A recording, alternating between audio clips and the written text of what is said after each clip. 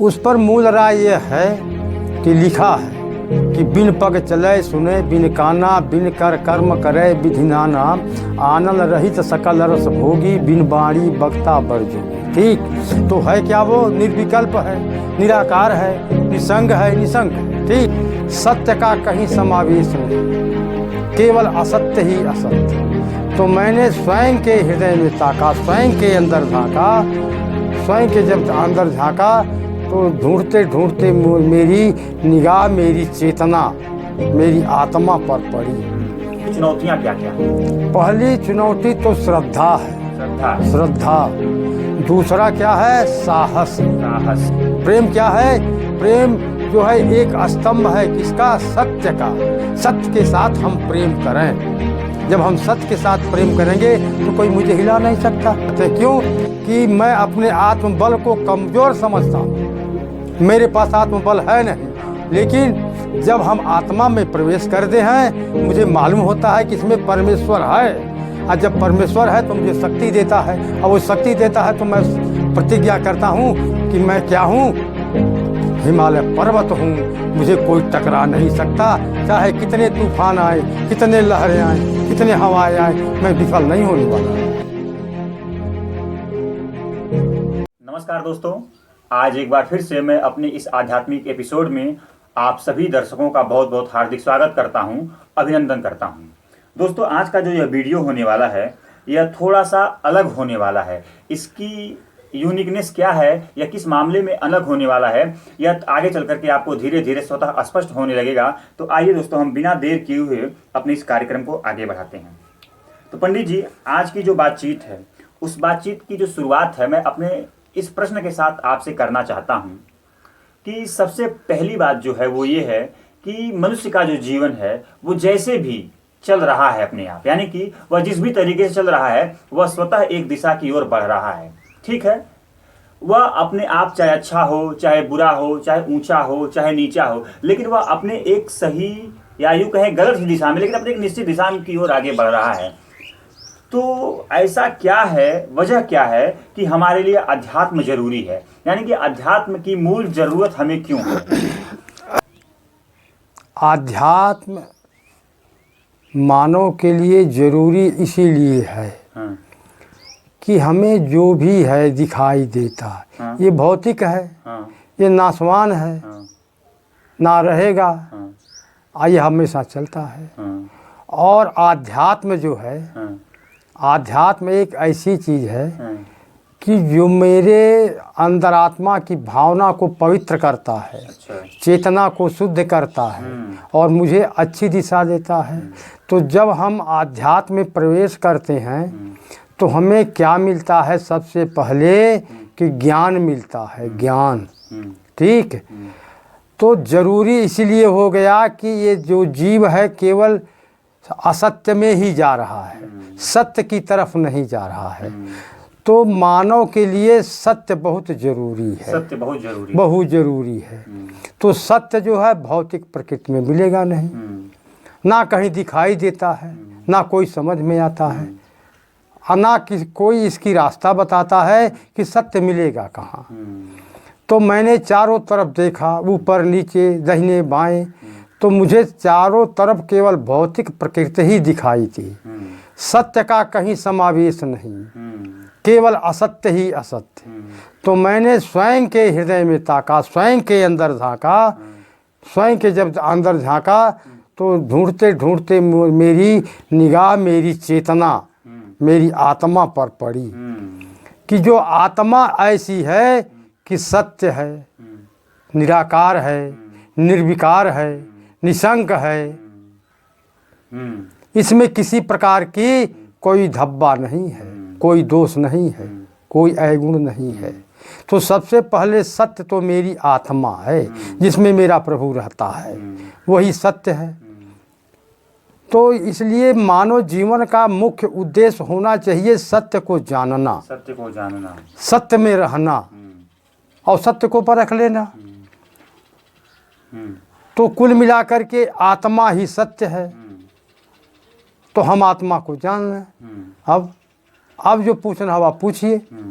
तो अगला प्रश्न मेरा है कि जो मूल चीज है वो आत्मा है, वह आपके चारों तरफ जो भी माहौल है, जो भी वातावरण है, जो भी भौतिक संसार है, जगत है, उसमें आपको कहीं मिलने वाला नहीं है। वह जब भी मिलेगा वह आपके भीतर है। वह आप जब भीतर की तरफ आंख करके देखते हैं तब आपको आत्मा का ज्ञान होता है, सत्य का ज्ञान होता है, बोध होता है। तो इसलिए आपने कहा कि हमारे लिए अध्यात्म जरूरी है, नहीं तो हम असत्य की तरफ बढ़ते रहेंगे अध्यात्म के यानी कि आत्मज्ञान के अभाव में।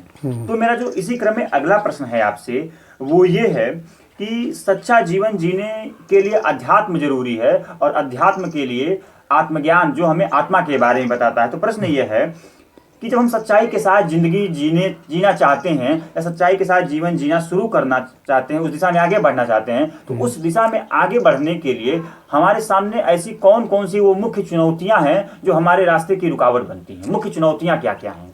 पहली चुनौती तो श्रद्धा है। श्रद्धा है। श्रद्धा। दूसरा क्या है? साहस। साहस। ठीक। और इसके बाद आ जाता है कि हिम्मत बांधो, हिम्मत बांधो। तो अब क्या हो गया? माया और आध्यात्म में युद्ध हो जाता है। भौतिक और माया में युद्ध हो जाता है। हम जो ही आध्यात्मिक तरफ, सत्य की तरफ बढ़ते हैं तो माया और भौतिक बात हमें परेशान कर देता है। अच्छा, अब परेशान क्यों हम हो गए? हम अब अपने को असत्य मान लिए, सत्यहीन मान लिए। तो हमें वहाँ असत्य नहीं मानना है, अपने शक्ति का प्रदर्शन करना है, अपने धैर्य का प्रदर्शन करना है। ठीक। और अपने जो है विवेक का प्रदर्शन करना है। हमें सत्य में जब अड़ना है तो हमें सबको भूला देना है, सबको भूल देना है। सारे इंद्रियों को, मन को निष्क्रिय करना पड़ेगा। और आध्यात्म इतना मजबूत है, इतना शक्तिशाली है कि अगर एक बार हम आध्यात्म में प्रवेश कर जाएं तो ये सारी वस्तु, सारे व्यक्ति निष्क्रिय हो जाएंगे। तो हमारी जो है मजबूरी है, कमजोरी क्या कि हम सत्य में स्थापित नहीं हो पाते। कहने का मतलब हम आध्यात्म को ग्रहण नहीं करते और ज्ञान को सीखने की, जानने की, समझने की कोशिश नहीं करते। यही मूल कारण है। मूल कारण है। तो यहाँ पर हमने चुनौतियों की बात करी तो आपने कहा कि जो मुख्य चुनौती है वो साहस का अभाव है। और दूसरा आपने कहा प्रेम का अभाव है। तो साहस इसके प्रति की सच्चाई के साथ आगे बढ़ने के लिए जो साहस चाहिए, साहस किस लिए? तो चुनौतियों को झेलने के लिए जो साहस चाहिए उस साहस का भाव दिखता है। और दूसरा स्वयं के जीवन के प्रति जो प्रेम है, आत्मा के प्रति जो प्रेम है, उसका अभाव कहीं न कहीं मुख्य चुनौतियां हैं, हमारे राह की बाधा बनते हैं। इस पर आप कुछ कहना चाहते हैं साहस और प्रेम के बारे में?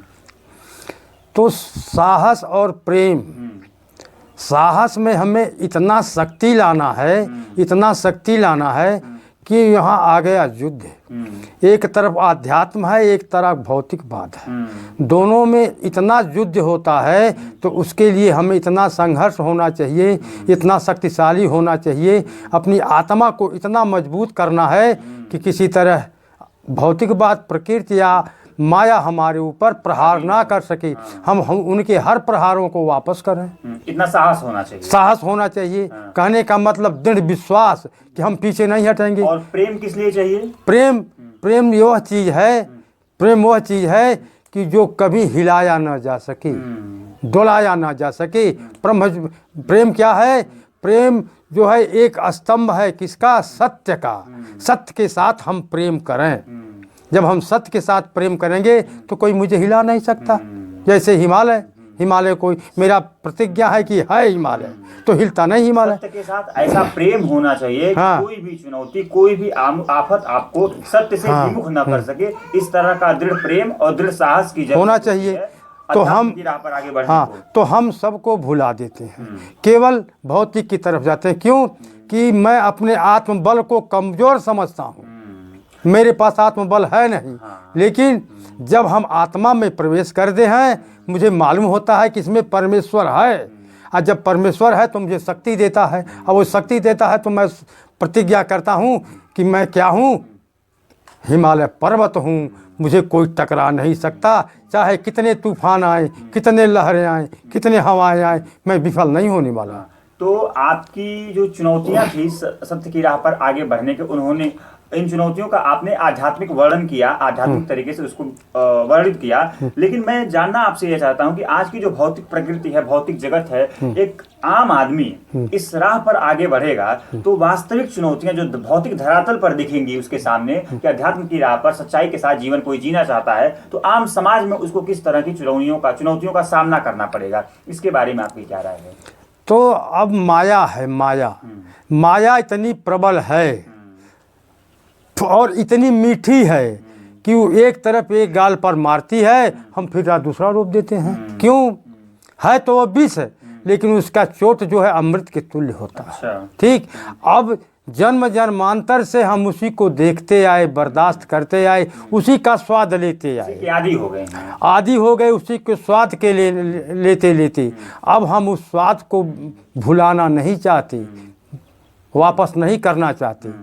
और जबकि आध्यात्म अमृत है, अमृत, लेकिन उस अमृत की तरफ मेरा निगाह नहीं जाता। क्यों? कि हम उसके माया की लहरों में फंसे हुए हैं, इतना फंस गए कि मैं बूढ़ता हूँ, उतराता हूँ, लहरी की मार खाता हूँ, फिर भी मैं उसे ही स्वीकार करता हूँ। अगर हम उनकी लहरों को, उनकी चोट को सही सलामत सही शब्दों में जवाब दें तो हम आध्यात्म में चले जाएंगे। तो इसी क्रम में थोड़ा सा मेरा घुमावदार प्रश्न है, वो ये है कि जैसे आज के वक्त में, आज के दौर में अगर कोई सत्य की राह पर आगे बढ़ रहा है, क्योंकि पिछले प्रश्न का ही अगला कड़ी है ये, लेकिन थोड़ा सा इसकी शब्दावलियां अलग होंगी, थोड़ा सा इसका भाव अलग है, लेकिन प्रश्न मूल वही है कि आज के दौर में अगर सच्चाई के साथ कोई जीवन जीना चाहता है तो उसको भौतिक चुनौतियां उसके सामने आएंगी। जैसे वो तथाकथित समाज में उतना आगे नहीं बढ़ पाता है, उसकी सामाजिक पहचान नहीं हो पाती है, उतना पद प्रतिष्ठा उसको नहीं मिलता है, मान सम्मान नहीं मिल पाता है। अगर कोई वास्तविक अध्यात्म की राह पर आगे बढ़ता है तो उस पर आपकी क्या राय है? उस पर मूल राय यह है कि लिखा है कि बिन पग चले सुने, बिन काना, बिन कर कर्म करे विधि नाना, आनंद रहित सकल रस भोगी, बिन बाणी बक्ता बर जोगी। ठीक, तो है क्या? वो निर्विकल्प है, निराकार है, निसंग है, निशंक है। ठीक, हम ये समाज के बातों को, भावनाओं में हम फंस जाते हैं, तो हमें ऐसा बनना है, ऐसा लोग बनने की कोशिश नहीं करते। क्यों? कि ये मन जो है कल्पनाओं का समुद्र है। हम उस कल्पना के समुद्र को सुखाना नहीं चाहते, उसको हरा भरा रखना चाहते हैं। तो हमारे मन अंतरात्मा से हमेशा जो है कल्पना उत्पन्न होती है। तो और इसी कल्पना के नाते लोग आध्यात्म में जाते नहीं कि क्यों? कि आध्यात्म कल्पना शून्य है, उसमें कोई कल्पना नहीं होनी चाहती, वो निसंग है। हम संग को मंजूर करिए, ये भाई, ये लड़का, ये बाप, वो किसी संग को मंजूर नहीं करता। ये निसंग नहीं होना चाहते, हम निसंग हैं, मतलब हमें कोई शंका नहीं है। क्यों? आत्मा परमात्मा मेरे साथ है, लेकिन हम आत्मा और परमात्मा को भूल गए। हम ये भौतिक को देखते हैं, मानते ही हमारा सब है, तो हम इससे दूर होना ही नहीं चाहते, उस विष को ही पीना मंजूर कर लिए।